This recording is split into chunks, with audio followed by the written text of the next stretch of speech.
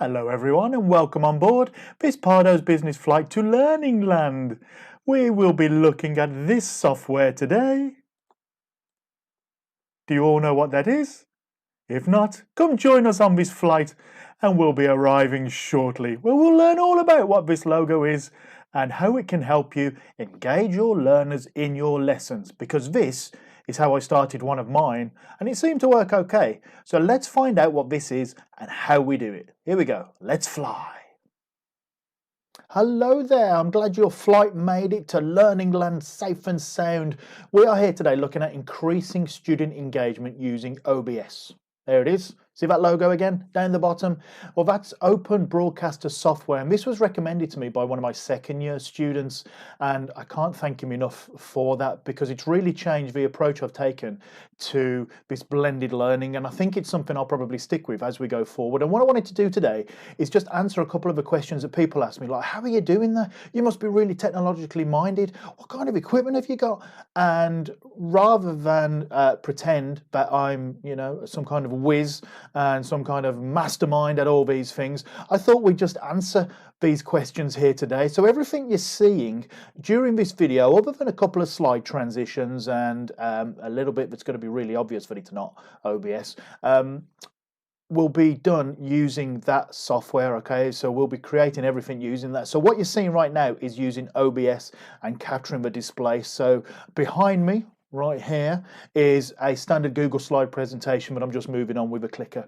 So we're going to look at what can you do, we'll have a look at how do you do it, and we'll also have a look at what resources you need for it. So I use this for two reasons. One, recording videos, which I put on YouTube and put in students' classrooms and put on their Google Drive that's specific for them, with assignment assistance and answering questions and all kinds of stuff essentially. And as well as those recorded sessions, I also use it for live sessions using Google Meet, because there's a lot of scope there to create an engaging start of a lesson, and as you move on, to keep students engaged with us. So that's what this is all about. How do we get students engaged during this really tricky time of online learning? And even when things are back to normal, to throw the air quotes up here a little bit, how can we still use this to really advance us? So what can you do? Should we get stuck into it? What can you do? Well, that relies on your imagination. Simple as that. You can do pretty much anything with OBS that you can think of. I am using a green screen, which I did purchase, but you don't necessarily need one, and we'll have a look at that a little bit later. But in terms of what you can do, well, that's up to you really, and where your imagination, there, close enough, can take you. Let's have a look. Hello? Hello? Can you see me? Yes, here I am. Kind of in the middle, just to the left a little bit.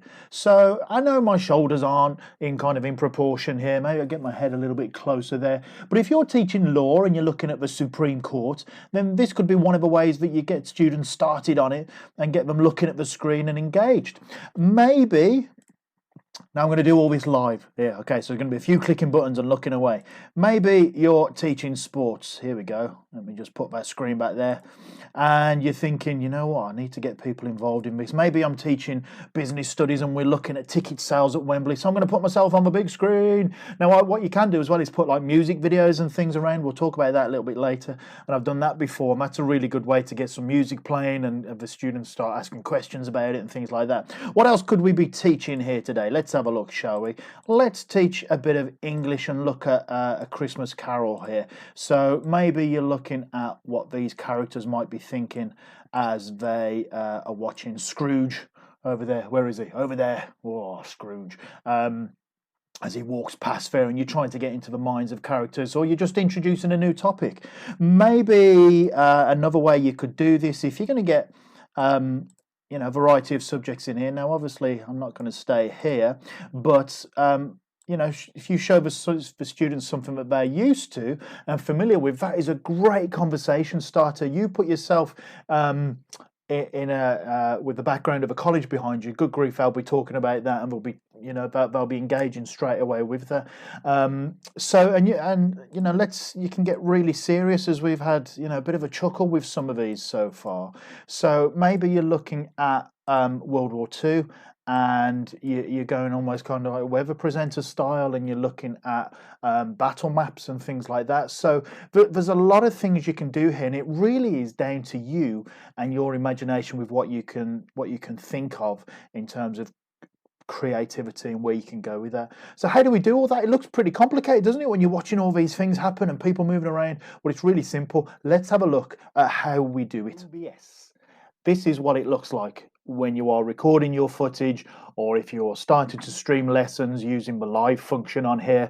And as you can see now, I'm on Screencastify recording this, and you can see the green screen behind me. This is what's actually in my dining room, in case you thought I was actually traveling to Wembley Stadium or the Supreme Court or going on some kind of nice flight somewhere, because we all know that's not happening. So how does this work then? Okay, we've got a nice image here. Essentially, it uses layers. The main thing you need to understand is, much like if you put one piece of paper on top of another one, then you won't be able to see the piece of paper underneath it unless you move it around a little bit. That's how layers work. I'm sure there's graphics teachers watching this going, oh geez, there's really a lot better ways to explain it than that. But if you've ever done any kind of graphical work, you'll know about layers, and that you just move them around like that. So down here on the left, can you see where it says sources? Down here, my mouse is moving around.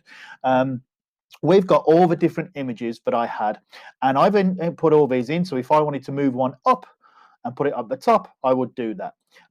Then I can change the size of it. That's the one underneath. I told you this was a live session, so that we can then have a couple of different images however we want to do them. So we can layer them like that. I've turned my camera off in here, but obviously I would have a video capture device and I could move me around, and that's how I was moving my head around earlier. So that's essentially what you can do with this. You can also use something called display capture. So down here, I've clicked it on the left. Here's the little mouse moving around, display capture on the bottom left of your screen. That will allow you to do what we did at the start of this video, and that's essentially put you talking over the slides like some kind of news presenter as they move along. So that captures whatever is on the back of your screen. So that could be a website or anything. What you can do with this as well is videos. So I've put videos in the background. So we've looked at some news articles and news videos. Rather than reading about them, we've just watched it on the screen behind us, and I've been at the front kind of pointing out key things as it comes along. So again, it comes down to creativity. Well, how simple is it to do this? Really simple. So if it's plus sign, well, that means you can add something. Yeah, maths teachers, I haven't forgotten you. It means you can add something to it. And these are all the different things you can add. You can add your web browser. You can do some audio if you just want audio on there. And there's so much on here, because this is used by a lot of streamers to stream their games live using Twitch and a couple of other platforms. So media source will add a video. Video capture will add a camera. Image will add an image. You following this? Keeping up? Good. And it really is as simple as that. You can put text on it as well. So, you know, just get stuck in and play around with that. The audio mixer down here, really useful as well. So if you are playing a video in the background, you can turn the volume up and down with regards to that. And then over here, if I look that way, there you go. It's all mirrored. It's really confusing still. If you look over here, you've got the, you can start recording, which starts recording things, and there's the virtual camera as well, and that's what you'll use if you're going live and doing live lessons with it. You'll use the virtual camera, much like you select a full HD webcam or something when you're in Google Meet or Zoom. You choose the OBS virtual camera, and that will enable you to go live with some of these really nice techniques here to get your students involved. And there's a lot of other things too. There's a lot of filters you can get for it. For example, there's lots of kind of transitions you can do, or some closed captioning and subtitling you can do. There's a load of different filters because it's open source software, so you can get as technical as you want to do. But if you just want to have yourself in front of a screen, then you can do that. And again, imagine this is this here. Okay, yeah, so it doesn't look as swish. If I'm going to have, let's say, this history one, and let's put it down here. Let's make it a little bit bigger. This is as simple as it is, and you know the students won't mind you doing this during the lesson. There you go. So yeah, okay. So it doesn't look as swish with the background, but you can still do it. You know, if you've got like a plain background behind you, and you can kind of edit that as you need to. So it's really, really straightforward. There's a lot of fancy stuff on here which I haven't even touched, and I'm kind of itching to do so. But as long as you can do the main thing of engaging the student and not forgetting that the main point is that you actually learn something, then I think you'll probably go far with this. So that's how you do it. Let's have a look at something else that we can do if we want to get maybe a little bit fancier. Well, we've looked at what you can do, we've looked at how you can do it, and I hope that you're starting to see that you can be as creative as you like with this, and it's really good to get those creative juices flowing. It's great for your mental health to kind of get stuck into this and sucked into it and thinking of different ways you can deliver your subject. I mean, I like to have guest speakers in. I find them fascinating. I think they bring a real edge to your lesson. So you could have, you know, even your own guest speakers on it. So you could have this guy here. So, hi, Dan, how you doing? You're good? What are you talking about? That's right. Yeah, so you can have me on, and we could talk American football, and then we could talk American football, and then we could talk more American football. Okay. Thank you. We get the point. All right. Nobody wants to hear you. No, we're all done. And I know it's getting a bit awkward. I know. I'm sorry. It is awkward, yeah. Yeah. So if you just go. Yeah, I'll go. Yeah. Okay. It's been a pleasure. Go on. See you. Bye. So sorry for the interruption there. You know, that would have been a really great guest speaker to have, but unfortunately, you know, it doesn't always work out. So yeah, get creative. I'd love to see what you can come up with. We had another question. What about the resources you need? Let's have a look, shall we? Hello there, technological wizardry at its best. We're looking at how do I actually create these videos. Some people think that I've got this like massive studio set up at home, and I'm about to prove to you that I really don't. So here we go. We've got the green screen. Welcome to my dining room, by the way, over in the corner. I brought my own kind of kit here, an all-in-one kit with lights and a green screen, £100 from Amazon. You can get them to suit all kinds of budgets, and it's really amazing. Just contact me if you want to know which one that was. But it works for me. So the green screen, I love. It gets bigger and it gets wider, but this is all I need it for at the moment when I'm doing live lessons. You get in the kit you got two of these kind of bounce lights, which I think is the right terminology. Somebody will tell me if not.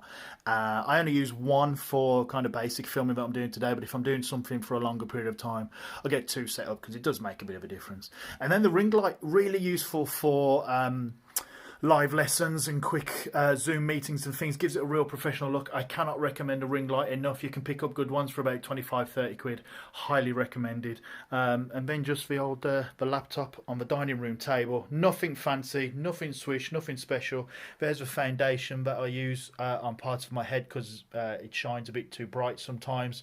And how's that for honesty? And that's the setup really. Couple of lights, green screen. Having a green screen without lights is really tricky and almost not worth it. You're better off investing and getting yourself some lights. So there you go. Oh yeah, and don't forget the outfit changes. Come on, teachers, don't pretend like you film all your lessons at different times of the week. I know you get all your clothes to the side and film them all in one go. Good grief, who are you faking?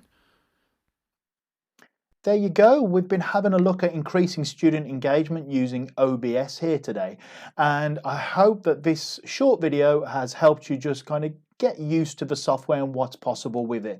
In terms of what you can do with it, remember it's down to your imagination and your creativity, and I'd love to see some of the things you get up to with it, so please do let me know when you've created something. I'd love to see it because I'd love to share your ideas as well. In terms of how do you do it, the brief tool we gave in the middle of this video, I hope that's useful for you. If not, or you want a bit more, there's a ton of YouTube tutorials out there that you can use as well. And with regards to resources, a little bit of financial investment, but I guarantee you'll have a blast with it, and it will really make a difference to your student engagement and your teaching. And if you do have any questions, then please do get in touch. You can find you can leave some comments in the comments section. That'd be a good place down below this video, or find me on any of his socials if you look for Mr. Pardo's Business, or if you're fortunate enough to work with me, then just drop me an email or give us a call and we can go through anything you'd like. Thanks very much for watching. I hope you enjoyed the video. I hope you got something out of it, and all the best when you are increasing student engagement using OBS. Bye bye.